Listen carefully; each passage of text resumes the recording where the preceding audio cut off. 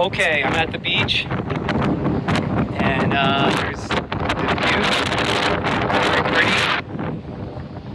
I wanted to do a video. This would have been day 56 of my Bike Across America trip. It's my third full day off. And I kind of just wanted to do a talk with some reflections. Maybe just for my own memory's sake, but maybe it'll be useful to people who watch this video. You know, it's funny. Once the trip was over and I stopped, all of a sudden, the first day off, I was in a Walmart, walking around buying stuff, and I felt confident, I felt strong. It's hard to explain, but I just had this fearless attitude that I usually don't have. And all of a sudden, it just kind of occurred to me that, wow, Steve, you're like tougher. Like, this bike trip really made you strong, you know? Because right now I'm still, it's only been 3 days since my last day. And I'm thinking to myself, 60 miles, 70 miles down the road, that's nothing. That's like an average ride, 60 miles. A good ride is 80 to 90, or more. So, and I remember there was a guy in Alabama. It seemed like just a few times in some of the southern states, I'd be talking to some stranger. I remember there was one guy in Alabama, and he didn't really even know what he was talking about. I didn't even fully understand with his accent, but I met a few people where they'd find out, they'd see my bike, and they'd be like, where you headed? Oh, I'd tell them I'm biking across America, and they'd make a comment. And very quickly, their frame of reference was, well, you can't bike on that bridge, and you can't go on that highway, and there's no shoulder, and there's a law, you can't go on that bridge, you can't go into this tunnel, and everything was just, you can't do this, you can't do that, that can't be done, you're not allowed to do this. And it was just kind of funny, because when I would hear that, inside, I got kind of angry. Like, oh yeah, you're telling me I can't do something? You and your loser attitude, you can't do this can't be done, blah, blah, blah. And that one guy in Alabama, I'm pretty sure he just doesn't even know bicycle laws, and he wasn't even a bicyclist, he was just running his mouth. So anyway, all of a sudden I got really fired up a couple times where I was like, oh yeah, you're telling me I can't do this, or bikes aren't allowed on this road, and I just thought to myself, yeah, I am gonna ride right on there. Just in dedication to you and your lame attitude. So anyway, my fired up attitude's coming out, but it was just one thought. Just another thought, the thing that with biking across America, already there's a part of me that wants to go a fourth time, for sure. But at the same time, I biked from San Diego, California to Canaveral National Seashore in Florida. And, even when I just hit West Texas, not El Paso, but the West Texas by Andrews, Texas. After that hard day in Andrews, Texas, I got to Big Spring, and then I was along I-20, Sweetwater. Already I was thinking, I just want to be done. Just get the mileage over with, pack on the miles. Like, I'm over the experience. I had a wonderful time seeing all the scenery in California, Arizona, New Mexico, and I like El Paso. Once I got to, Central Texas, it was like, then I started having some problems in Central Texas. Anyway, I just remember the day-to-day routine. I almost want to call it the day-to-day drudgery of waking up, rested, but knowing I have to bike again and wishing I could sort of sleep in. And of course I took some days off, but it just seemed like every morning there was a little bit of like, I just wanted to stay in bed, you know, a little bit of dread and fear about running. And the day-to-day routine of bike to the next town, usually 15, 20 miles down the road, go to a convenience store, get inside for a little bit, get out in the sun, get a cold drink, buy more drinks, and then bike out again another 10 to 20 miles to the next store, go to another convenience store. I became an expert on convenience stores in these old southern towns. I went through so many towns that most people have never heard of, off the beaten path, and I've seen better days. And then finally getting, to my destination, checking into a motel, and like clockwork, all of a sudden it's like, all right, you checked in, shower, get some food, and then it's like, all right, I got to get ready for tomorrow. And it's like, I tried to enjoy myself, and I did many days, but there was just that drudgery of day to day.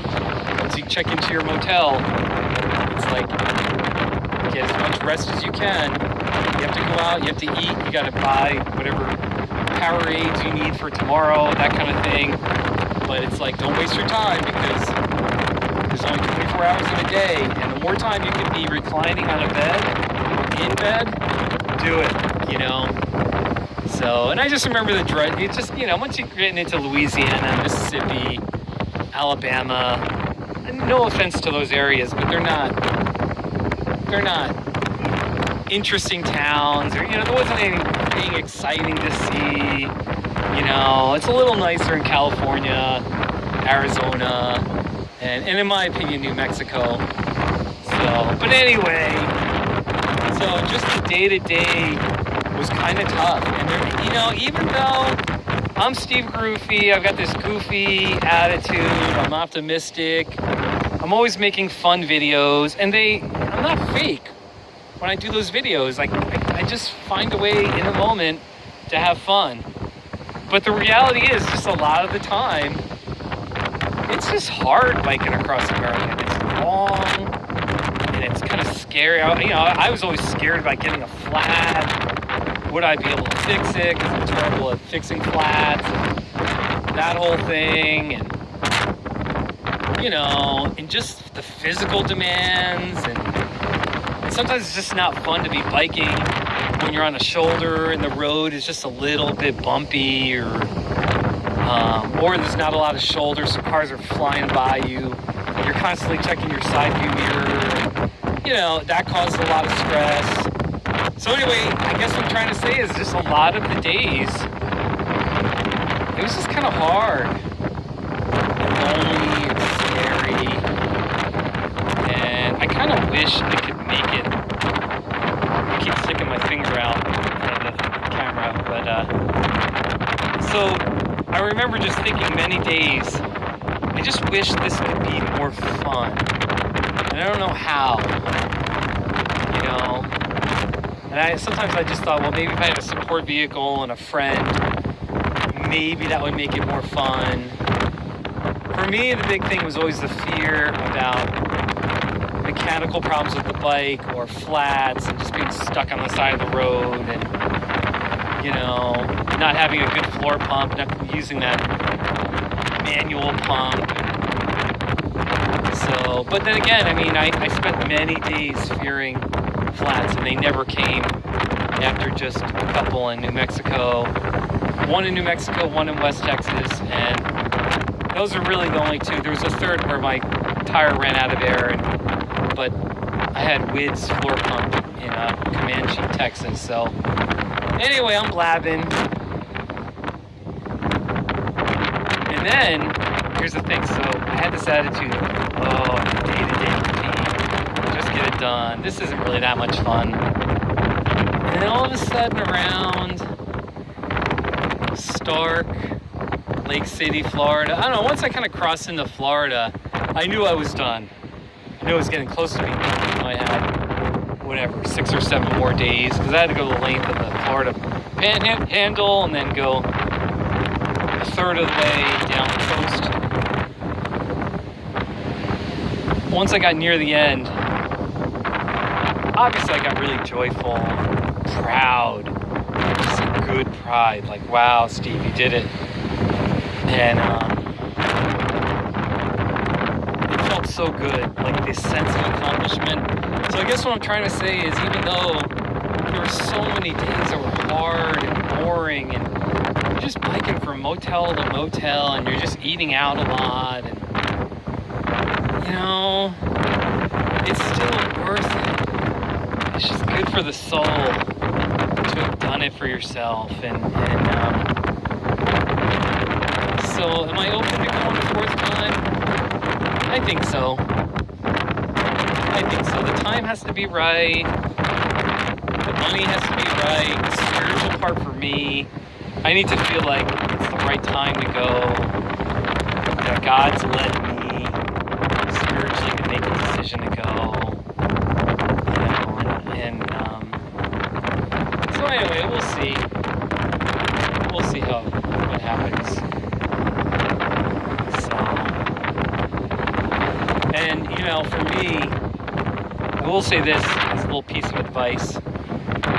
I took a lot of pictures. I actually did I did a ton of videos on my YouTube, my personal YouTube page, which is Kiss Cactus, youtube.com/Kiss Cactus. I think I have 188 videos in the Bike Across America playlist. Over 53 days, I made 188. And then I made all the Not Too Shabbies. So, Not Too Shabby videos, my crazy videos. So, it just feels like, I mean, I watch those videos now, even just 3 days later, and I smile and I remember. There's things I forget, and it's really neat. And then all the people I rode with, you know, from John Wiley at the beginning, to Coleman and Jay and Whit and David Bridges, and then Jeb at the end. And I'm forgetting some people, but anyway. So that's it. So I'm actually gonna go walk. I'm gonna get up here, but just some thoughts and reflections. I was so blessed with so many friends who met me on the road, who biked with me. A few people put me up. I mean, people just donated to me for my cost, $1,600, which really helped. You know, I did quit my job to do this. I had some savings, but that money really helped. And it was so much fun to just share this trip on Facebook, Twitter, YouTube,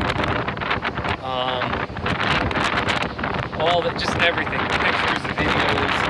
And then when I get home, I look forward to making a journal, a photo journal, where each day will have its own page with photos, the videos embedded on that page, like I've done on my previous trips. And I'll kind of tell the story in the written word on my journal. So hopefully for years and years, people will find, you know, they'll sort of stumble on my journal and learn about the bike ride for empathy and, you know, just everything that went on. So I think I'm going to stop pretty soon here. Oh, here's the beach. Good times. It was definitely worth it to bike across America. No question. So, a couple of kids playing, having fun. I'm going to kind of walk in there a little bit. Thanks for watching.